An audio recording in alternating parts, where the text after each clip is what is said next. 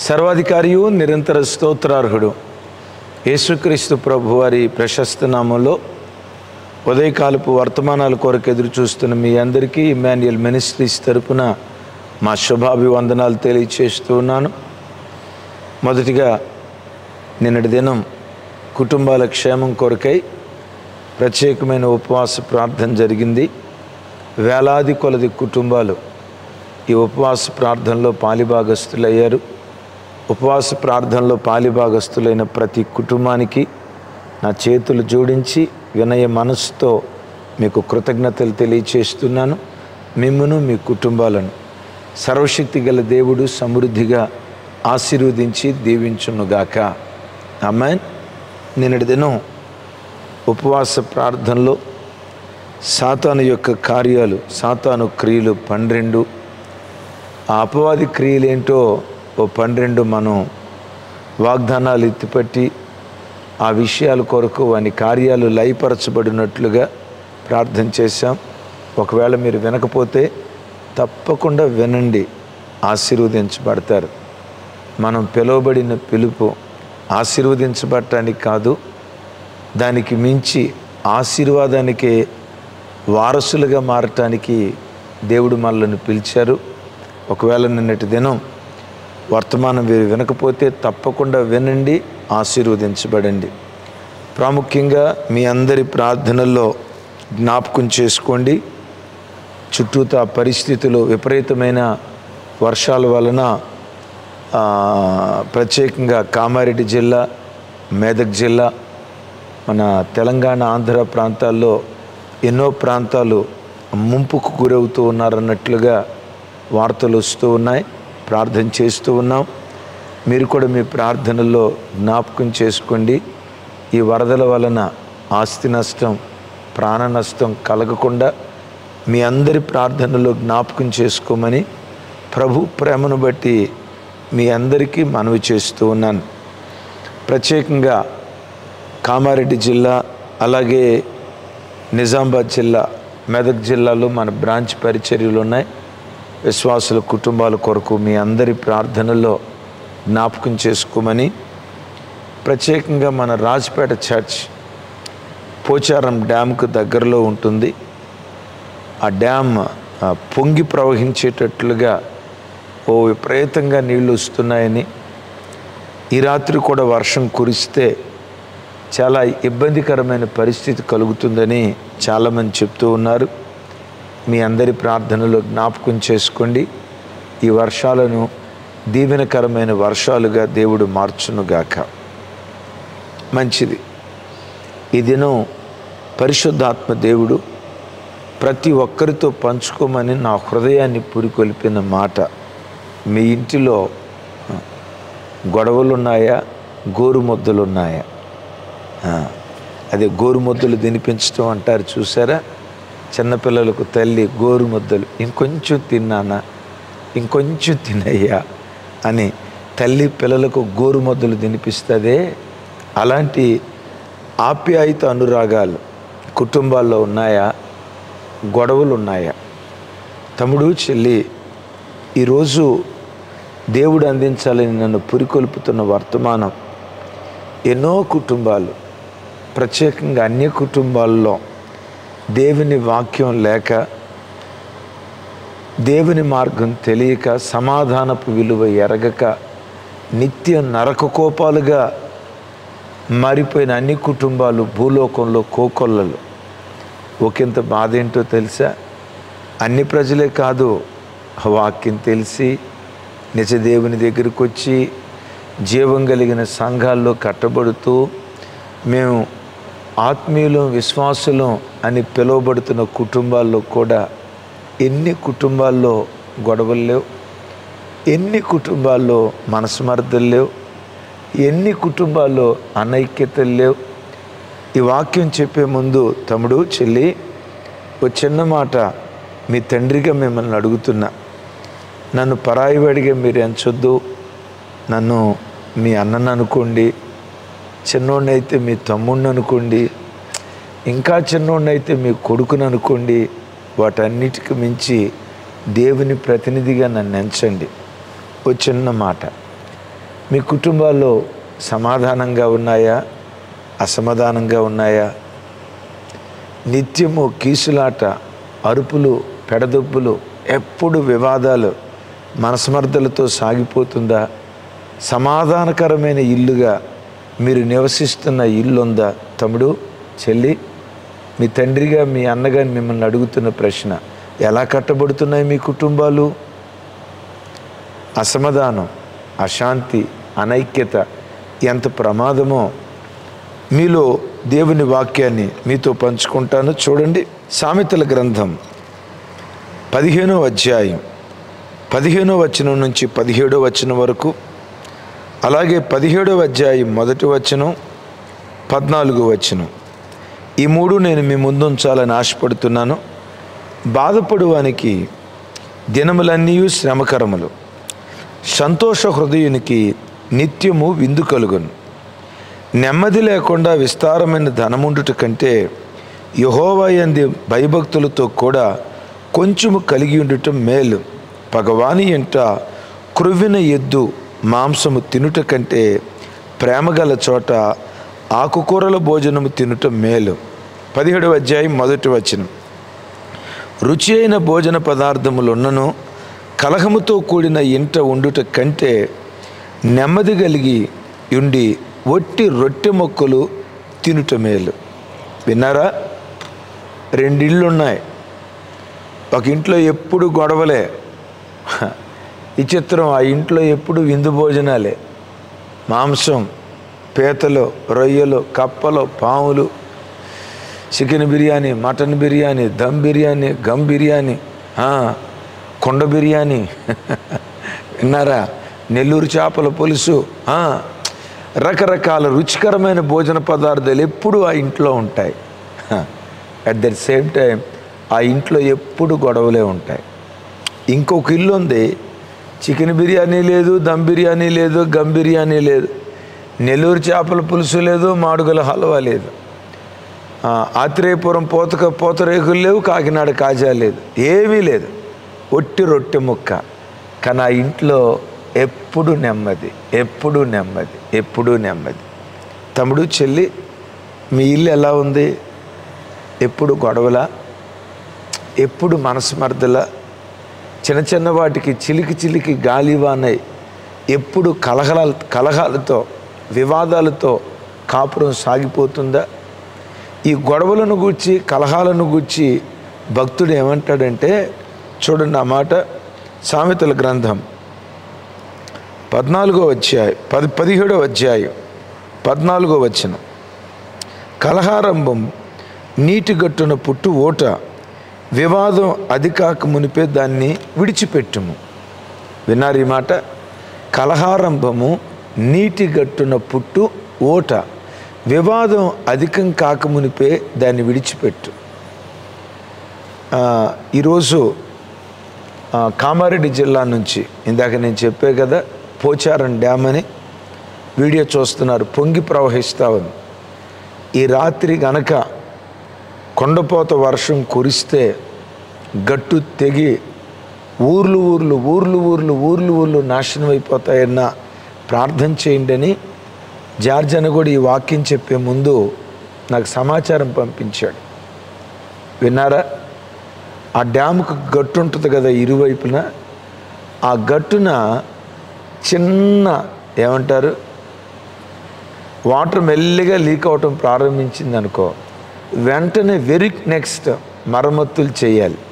చిన్నదే కదా, లీక్ అయితే లీక్ అయింది, ఏం పర్వాలేదులే, ఏం చేస్తుంది అని తేలిగ్గా వదిలేస్తే ఒక్కసారి కట్టలు తెంచుకొని గ్రామాలు, పొలాలు, ఇళ్ళు, వాకిళ్ళు, అపార నష్టం. తమ్ముడు, కలహం విడిచిపెట్టకపోతే కుటుంబాల్లో అపార నష్టం కలిగిద్దయ్యా. తమ్ముడు, మీ భార్యాభర్తల మధ్యలో కలహం విడిచిపెట్టకపోతే వరద ముంపుకు గురై ప్రాణ నష్టం, ఆస్తి నష్టం, పంట పొలాల నష్టం, పశువుల నష్టం ఎలా కలిగిద్దో, కలహంతో నిండుకున్న కుటుంబాల్లో కూడా అపార నష్టం. తమ్ముడు, కలహాల వలన కలిగే అపార నష్టాలు ఏంటో 4 మాటలు చెప్తాను. ఈ వాక్యం వింటుండగా నా భార్యతో సమాధానపడే మనసు నాకు దయచేయ్యా, నా భర్తతో సమాధానపడే కృప నాకు దయచేయ్యా. ఎన్నుండి ఉపయోగం ఏముంది? కుటుంబంలో సమాధానం లేకపోతే ఉద్యోగం ఉండి ఉపయోగం ఏముంది? ఇంట్లో ఏసీ ఉండి ఉపయోగం ఏముంది? 3 కాట్ బెడ్ ఉండి ఉపయోగం ఏముంది? 6x6 మంచం ఉండి ఉపయోగం ఏముంది? 7 అంతస్తుల భవంతుండి ఉపయోగం ఏముంది? హృదయంలో నెమ్మది సమాధానం లేకపోతే, ఏ ఇంట్లోనైనా ఎవరితోనైనా కలహించినట్లుగా దేవుడు జ్ఞాపకం చేస్తే, చెల్లి, తల్లి, తండ్రి, అన్న, వెంటనే వారి చేతులు పట్టుకొని వారితో సమాధానపడు, వారితో ఐక్యపడు. ఎందుకు ఐక్యపడాలో తెలుసా? ఐక్యపడకపోతే కలహాలు అలాగే కొనసాగిస్తూ ఉంటే గట్టు తెగితే నీటి ప్రవాహం ఊర్లు ముంచెత్తినట్లుగా, కలహం విడిచిపెట్టకపోతే అపార నష్టం కలిగే ప్రమాదం ఉంది. కలహాల వలన కలిగే 4 భయంకరమైన అపార నష్టాలు. నంబర్ 1, యాకోబు రాసిన పత్రిక చూడండి, 3వ అధ్యాయం 16వ వచనం. ఏలయనగా మత్సరమును వివాదమును ఎక్కడ ఉండునో అక్కడ అల్లరి ప్రతి నీచ కార్యముండును. నిన్నటి దినం ఉపవాస ప్రార్థనలో కూడా దీని కొరకు ప్రార్థన చేయించాను, మీకు జ్ఞాపకం ఉండొచ్చు. ఏమని రాసి ఉంటుంది? వివాదం ఎక్కడుంటుందో అక్కడ అల్లరి ప్రతి నీచ కార్యం. విన్నారా? విన్నారు ఈ మాట? భార్యాభర్తల మధ్యలో వివాదం ఉంటే, హత్తాకోడల మధ్యలో వివాదం ఉంటే, పిల్లలకు తల్లిదండ్రులకు మధ్యలో వివాదం ఉంటే, సహోదరుల మధ్యలో వివాదాలు ఉంటే, సంఘాలలో విశ్వాసుల్లో వివాదాలు ఉంటే, వివాదాలు ఉన్న చోట అల్లరి. ఎప్పుడు ఆ ఇంట్లో గొడవలే బాబోయ్. వాళ్ళ మీదకి వీళ్ళు ప్లేట్లు ఇసిరేసుకోవటం, గ్లాసులు ఇసిరేసుకోవటం, సెల్ ఫోన్లు ఇసిరేసుకోవటం. వివాదం ఎక్కడుంటుందో ఆ ఇంట్లో ఎప్పుడు అల్లరి అల్లరి అల్లరి అల్లరి. ఆ తర్వాత ఏమంటాడు తెలుసా? నీచమైన కార్యాలు ఉంటాయి. నీచమైన కార్యం. అందరి ఇళ్లలో అలాగే జరుగుతుందని నేను అనను. కొంతమంది, రే తమ్ముడా ఎందుకు అట్లా తాగుబోతు అయ్యో అన్నా? నేను తాగుబోతునే, నేను కాదన్నా. కానీ నా పరిస్థితి చెప్పంటారా? నా భార్యకి ప్రేమ తెలియదన్నా, ఆప్యాయంగా మాట్లాడటం తెలియదన్నా, ప్రక్కన కూర్చొని భర్తే ఆ ఆప్యాయతను, ఆ గోరు మొదలు తినిపించే అనుభవం ఉండదన్నా, గయ్యాలిదన్నా. నేను తాగుబోతున్నవటానికి కొంత వ్యసనపరుని నేను కాదన్నా. అయితే ఈ త్రాగుడు వైపు వెళ్ళటానికి, మనశ్శాంతి కోసం నేను వెళ్ళటానికి నా భార్య వివాదాలు దీనికి కారణం అన్నా. చిన్నదైతే వాళ్ళ అమ్మకు ఫోన్ చేస్తుంది, వాళ్ళ అక్కోళ్ళకు ఫోన్ చేస్తుంది, వాళ్ళ బావోళ్ళకు ఫోన్ చేస్తుంది. మొత్తం టోటల్ బెటాలియన్ వస్తారన్న. ఒక చిన్న విషయం కొరకు గొడవ గొడవ గొడవ. ఈ నీచమైన కార్యానికి నేను దిగజారటానికి కారణం నా భార్య గయ్యాలితనం అన్నా, మా అత్తమామల వివాదాలన్నా. కొంతమంది చెప్తారు, అమ్మా అంత మంచి భర్త కదా, ఎట్లా నువ్వు అక్రమ సంబంధంలో పడ్డావు, ఎందుకు ఎట్లా దారి తప్పావు, ఇలాంటి నీచమైన కార్యానికి ఎందుకు నువ్వు ఒడిగట్టావు? అయ్యా, పేరుకు భర్తే, ఏనాడు ప్రేమను పంచినవాడు కాదు. పేరుకు ఇల్లే. మా అత్త ఒక రాక్షసి, మా మామ ఒక సాడ్. అయ్యో అయ్యా, ఇది ఇల్లనే కంటే కూడా ప్రత్యక్ష నరకం. అందుకనే నేను చేసిన తప్పే. కానీ ఈ నీచమైన కార్యానికి దిగజారటానికి, తమ్ముళ్ళారా చెల్లెళ్ళారా, నీచమైన కార్యాలకు దిగజారటానికి కారణం ఏంటో తెలుసా? వివాదాలు. నా చేతులెత్తి దీవిస్తున్నా, మీ ఇంటిలో నీచ కార్యాలు జరగకూడదు, ఘనమైన కార్యాలు జరగాలి.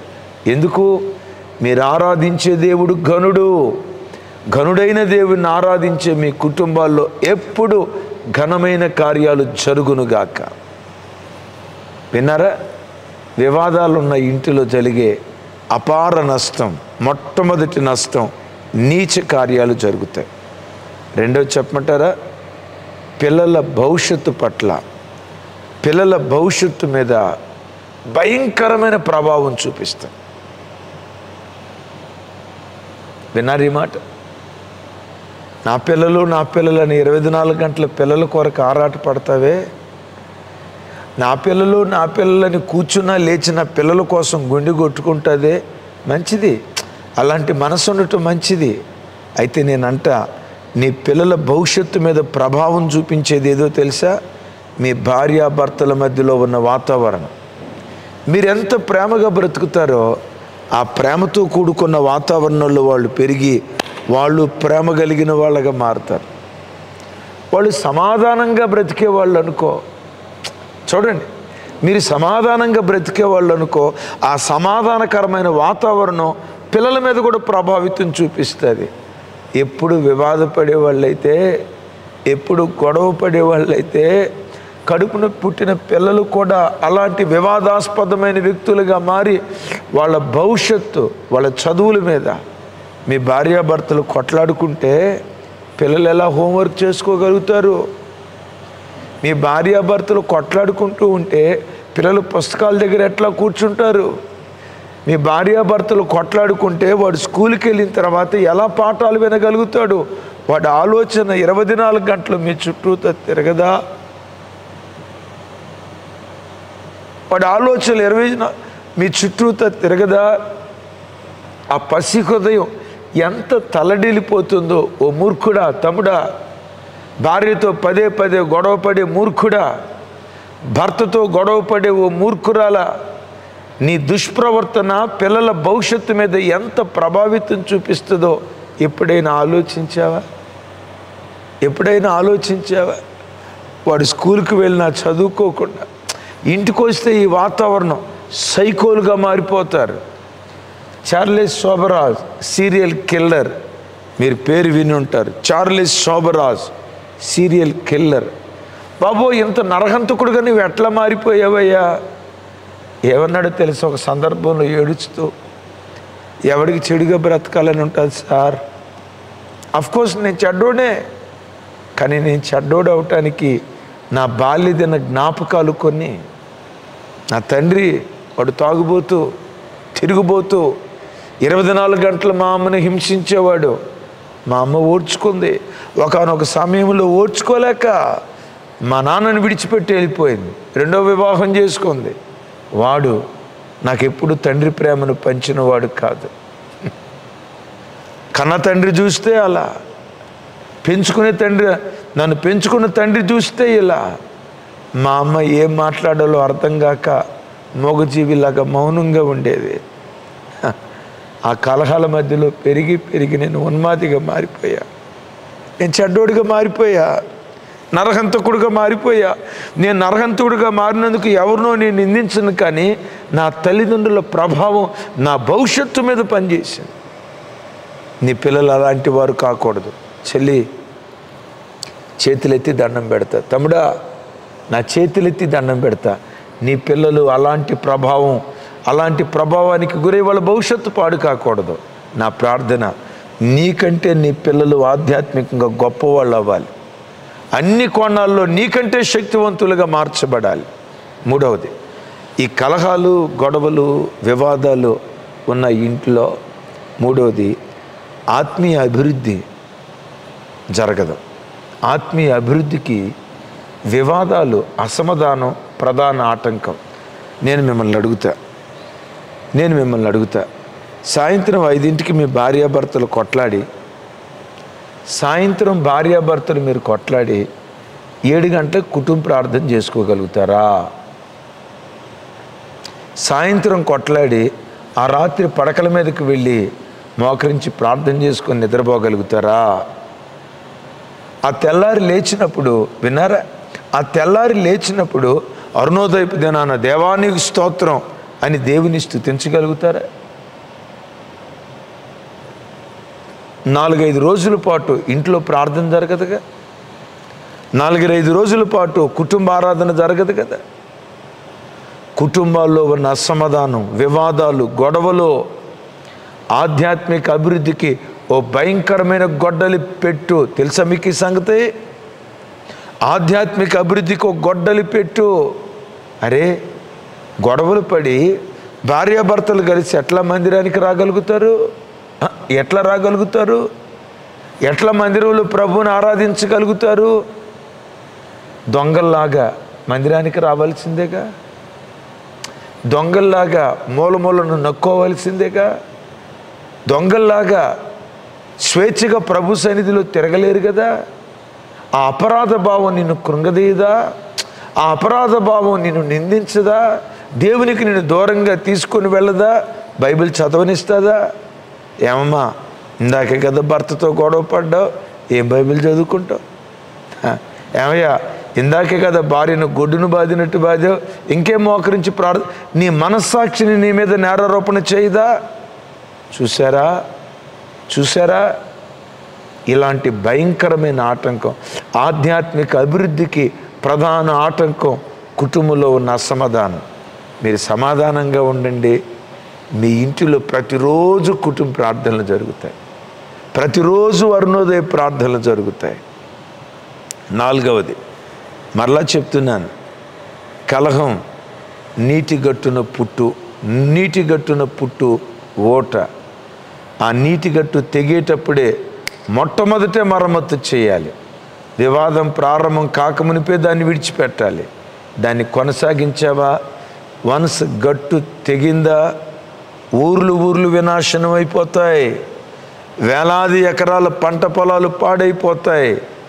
జన నష్టం, ఆస్తి నష్టం, ప్రాణ నష్టం. బాబోయ్, ఇలాంటి నష్టాలు వరదలో ఉన్నాయనేది ఎంత వాస్తవమో కలహాల్లో ఉన్నాయనేది కూడా అంతే ఖచ్చితం. 4వ మాట చెప్పి నేను ప్రార్థన చేస్తాను. ఇంట్లో ఎప్పుడు గొడవలు ఉంటే ఇల్లే ఓ ప్రత్యక్ష నరకం. ఇల్లే ఒక ప్రత్యక్ష నరకం. విన్నారా? ఇల్లే ఒక ప్రత్యక్ష నరకం. అసమాధానం ఉంటే ఇల్లే ఒక ప్రత్యక్ష నరకం. అందుకనే భక్తుడు సొలొమోను ఇలా అంటారు, చూడండి, సామెతల గ్రంథం 21వ అధ్యాయం 9వ వచనం 19వ వచనం.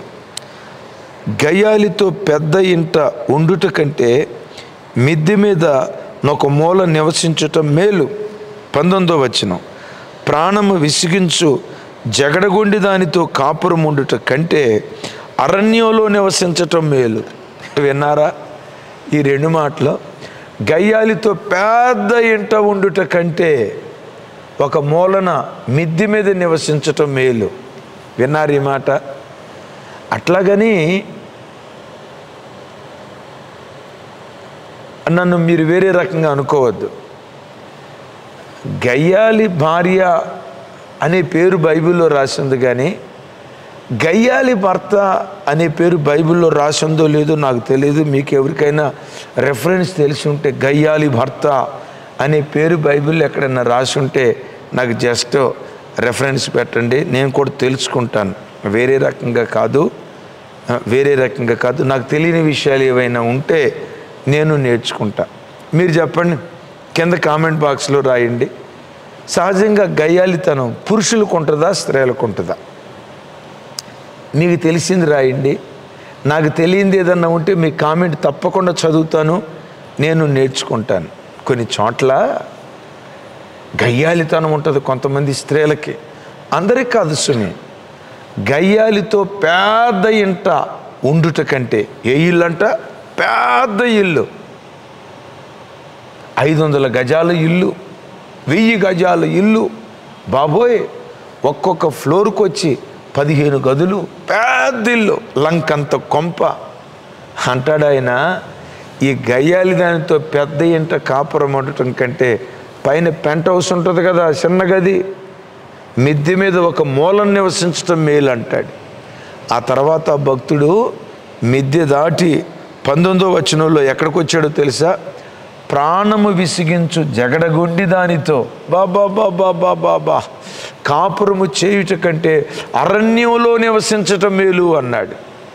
ఏమో ప్రాణాన్ని విసికించే తత్వం భర్తల్లో కూడా ఉందేమో, పురుషుల్లో కూడా ఉండి ఉండొచ్చు, అలాగే స్త్రీలలో కూడా ఉండి ఉండొచ్చు. ప్రాణమును విసిగించే జగడగొండితో కాపురం ఉండట కంటే అరణ్య భూమిలో నివసించటం మేలు. ఒకసారి నా వైపు చూడండి, ఎక్కడ నివసించటం మేలు అంటాడు. ఏమండి, ఇంట్లో ఎవరున్నారు? గయ్యాలి భార్య ఉంది. అరణ్యంలో ఎవరున్నారు? నేను అరణ్యానికి వెళ్ళి నివసిస్తాను అంటాడు. అరణ్యంలో ఎవరున్నారు? అరణ్యంలో సింహాలు కదా ఉండేది.